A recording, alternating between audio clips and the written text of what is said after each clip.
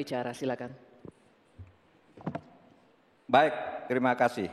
Sebenarnya persoalan penyelesaian SDA dan energi selalu harus menyeluruh dari hulu ke hilir.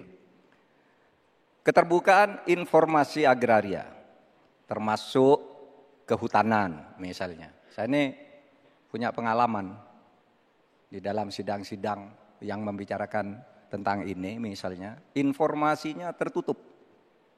Siapa yang punya lahan ilegal di sebelah sana? Ketika dibuat daftar, tidak ada di dalam daftar. Sementara ada masyarakat yang punya data. Ketika ditanyakan, lalu baru ditunjukkan. Jadi penyelesaiannya tidak bisa menyeluruh. Karena kemudian atas nama keterbukaan informasi publik, mereka katakan ini rahasia. Nggak bisa dong, rahasia itu kan bukan yang tentang data, perampasan tanah-tanah rakyat, kasus-kasusnya di mana, siapa yang menyerobot perkebunan sawit, itu kan harus daftarnya lengkap. Sesudah diselidiki apa yang terjadi di dalam analisis. Wah itu memang permainannya buruk, sehingga selalu disembunyikan. Kalau baru orang tahu dikeluarkan satu-satu. Tidak ada penyelesaian yang menyeluruh. Nah oleh sebab itu ini menjadi penting bagi kita keterbukaan informasi tentang data-data. Kalau kita mau menyelesaikan, data itu menjadi basis untuk penyelesaian. Kita juga pernah, atau kami kalau bicara soal rekam jejak, ya kita ikut dalam upaya penyelesaian satu peta sebagai rujukan untuk masalah-masalah tersebut. Demikian.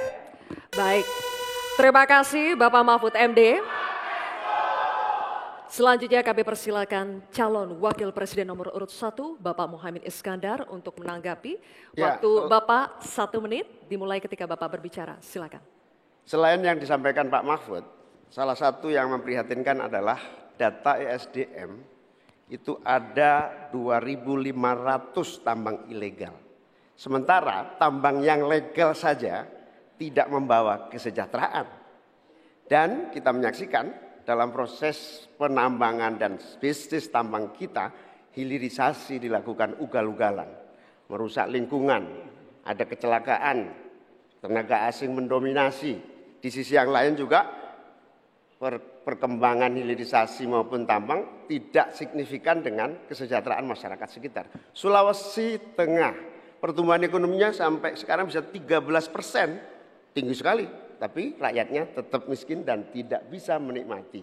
Hilirisasi apa yang mau kita lakukan, sementara ilegal juga terus berlangsung. Lanjut, demikian. Terima kasih. Baik, terima kasih Bapak Muhaimin Iskandar.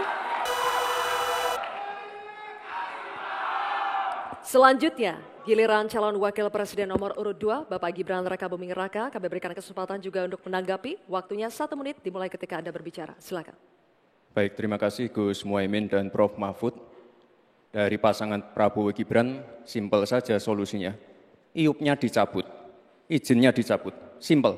Karena sesuai Undang-Undang Dasar 1945, Pasal 33, Ayat 3 dan 4, dan juga Pancasila, Sila 4 dan 5, kita ingin sumber daya alam ini dimanfaatkan sebesar-besarnya untuk kemakmuran rakyat.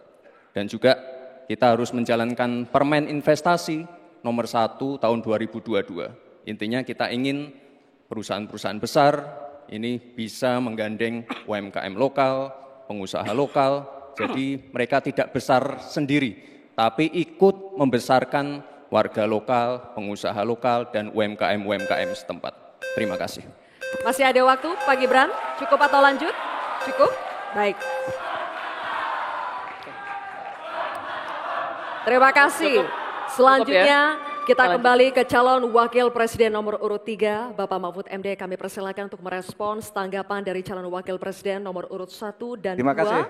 Waktunya 1 menit Bapak, dimulai ketika Anda berbicara. Silakan. Baik, saya mencatat juga tambang ilegal sebanyak 2.500, tapi juga ada yang lebih dari itu.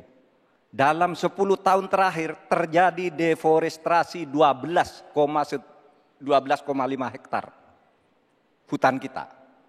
Itu jauh lebih luas dari Korea Selatan dan 23 kali luasnya Pulau Madura di mana saya tinggal. Ini deforestasi dalam waktu 10 tahun. Bilang, ya cabut aja IUP-nya. Nah itu masalahnya. Mencabut IUP itu banyak mafianya. Banyak mafianya. Saya sudah mengirim tim ke lapangan, ditolak. Sudah putusan Mahkamah Agung. Itu begitu. Bahkan KPK seminggu lalu mengatakan untuk pertambangan di Indonesia itu banyak sekali yang ilegal dan itu di-backing oleh aparat-aparat dan pejabat. Baik. Itu masalahnya. Baik, terima kasih Waktunya Bapak. habis Pak Mahfud. Terima kasih.